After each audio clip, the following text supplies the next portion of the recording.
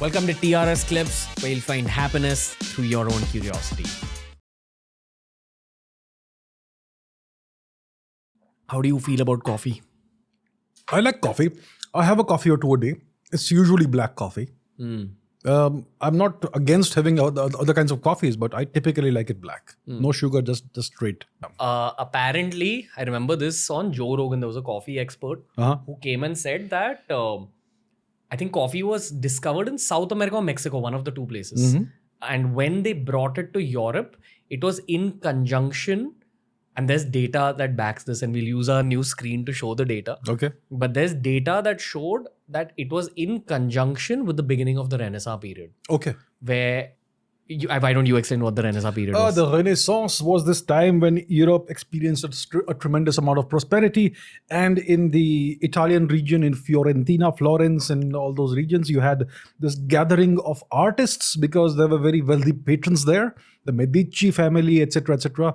So a lot of artists gathered together, and there was this great efflorescence and cross-pollination of ideas, artistic ideas, and all that. And you had this great artistic outpouring, Michelangelo and Leonardo da Vinci, and so on and so forth. So that's called the Renaissance. It's not just paintings and sculpture; it's also architecture and all that. So that was the Renaissance in Europe. And science and engineering? There was also a scientific revolution that went along with that. It kind of started in England because of the Elizabethan era. So Elizabeth was the daughter of Anne Boleyn, wife of Henry VIII. He had her beheaded, but the daughter... so the daughter was very liberal. She did not like the Catholic faith, so she went for Protestantism, and she was very tolerant of new ideas and all that. So that's why science was able to take root in England at the time. And you had all these great scientists, Newton, Boyle, blah, blah, blah, who came up with all these new ideas. Many of them were borrowed from somewhere else, but let's not go into that thing. It's a kind of controversial topic. But yeah, you had a scientific revolution, you had this Renaissance, and then you had the Industrial Revolution, and we know the story. Yeah. So I remember learning this from you, that if science discovers something now, 50 years later, engineering will usually do something with that discovery. Well, typically, if it's about the fundamental scientific ideas that this applies to. So if I were to discover the true basis of gravity, for example, we don't understand gravitation. Why do things fall? Okay, we have Newton's law, and we also have general relativity, and we also have quantum mechanics, which we're not able to reconcile these things. But if I'm able to make a breakthrough and come up with a theory of quantum gravity that actually works, it might take 50 years, maybe 100 years for us to make some technological use of that. But when it comes to new engineering breakthroughs and all, you could start using that immediately. So it depends on who is doing it. If it's a theoretical physicist who's working at the cutting edge of physics, then that new discovery may take 100 years to bear fruit from the technological perspective. That's how it goes, depending on who's doing it and in what field and how fundamental the discovery is. But you know what? In the early 19th century, when quantum mechanics was being born, when Einstein and all that, these guys, they came up with these theories. There was this great coffee drinking culture in Europe. So I don't remember where Einstein cut his teeth. I think it was Bern in Switzerland. But yeah, there was this great coffee drinking craze at the time. And I think Einstein, where was he educated? Bern, Germany somewhere, I'm not sure. But yeah, he used to drink a lot of coffee, spend a lot of time outside the classes, bunk classes, go to coffee shops, drink coffee there, and that's where he would meet other thinkers and intellectuals, and ideas would be exchanged and flow freely and all that. So I think this coffee culture, it did contribute to a lot of these these ideas being exchanged and new ideas being born in the process. So yeah, that's the kind of thing that happened. Why do you think that? Do you think that the human mind actually gets a little amped up because of this black liquid? I think it does enhance focus. It does enhance the heart rate. I mean, it does up your heart rate a little bit.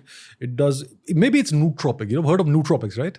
So nootropics is a class of substances, drugs, etc. Not drugs, but substances that kind of have this cognitive boosting effect. So you go into a deeper state of focus, you kind of think better. Maybe if you do it for a certain amount of time, maybe for a time your intelligence levels may also increase a little bit. So I think coffee is one of those substances. It's a stimulant, and maybe it's nootropic. Nootropic. Nootropic. Nootropic. So what else would be a nootropic? Oh, well, I've heard of various things. They even say that that nicotine is a nootropic. So obviously smoking is terrible. You get all this tar and soot and whatnot into your lungs. But there are some people, I'm not recommending this by any sense, but there are some people who take those nicotine cessation gums and just chew that once a day or something, just to enhance the focus and all that. Maybe that also works. So maybe nicotine is a nootropic, and there is something called modafinil, which is something that helps you study better. It kind of wards off sleep for some time and all that. So these are all nootropics. I believe America has an Adderall problem. I've heard of that. Yeah. Just look up what is Adderall. Adderall. ADD. First one. Adderall oral use side effects. Go down. Bas. Combination medication is used to treat attention deficit hyperactivity disorder, ADHD. It seems like a nootropic from just the first line. It works by changing the amounts of certain natural substances in the brain. Amphetamine, dextroamphetamine belongs to a class of drugs known as stimulants. It can help increase your ability to pay attention, stay focused on an activity, and control behavior problems. It may also help you to organize your tasks and improve listening skills. This drug is also used to treat a certain sleeping disorder, to help you stay awake during the day. It should not be used to treat tiredness or to hold off sleep in people who do not have a sleep disorder. But the reason I brought this up is I hear a lot of my friends in America and my American friends actually talk about Adderall in a pretty chill way. That we just took an Adderall. That's it. What are you doing, bro? There is a how to use Adderall, but I'm sure you need to take it with medical guidance. You can't just... Yeah. Was this there in your era of you being in college? No, there was no such thing those days. I've not heard of any such thing. But these people do pop these things. I mean, I think in the US Army, amphetamines were used to given to fighter pilots, for example, who go on long missions, maybe bomber pilots and all that. Because in the army, in the armed forces, you may have a 24-hour mission where you have to be intensely focused. And then in such circumstances, maybe this sort of thing may perhaps be warranted. So I think the military is always at the forefront of these technologies and experimenting with these things. So there we have it. One criticism that I've got about American life in general from my friends who've gone there is that it's a pill-oriented economy. There's a pill for everything. Yeah. And even if you have a tiny, issue, like a headache, etc., the protocol for a lot of people there is take a pill. That's right. Why do you think that is? Well, that's a controversial issue. Well, the pharmaceutical industry wants to maximize its profits, and there's a pill for everything. You have a headache, you have a knee ache, elbow ache, whatever, take a pill. Lots of people these days, rightly or wrongly, I don't know, but they identify as having various mental health issues and all that. So mental health is a complicated topic. You cannot treat everything with chemicals, Oftentimes these problems, the origins lie somewhere else in your circumstances, in your life experiences, in your upbringing, in your childhood, some trauma here or there. And you can't treat everything with chemicals, but that's the US system right now. They treat everything with pills. Everybody takes God knows what pills there. Everybody, if you open the drawer in above the sink, behind the mirror, there's a whole bunch of pills there, prescriptions and all. I don't think it's very healthy.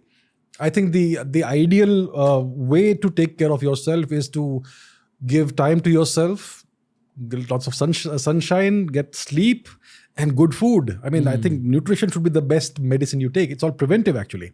So I think that's my philosophy, that's my perspective. But yeah, in the US, there's a pill for everything. I think that is kind of dangerous. Hey, if you enjoyed today's clip, make sure you check out all the other clips we've uploaded on this channel. You'll find a clip related to almost every single topic as long as you're willing to search for it.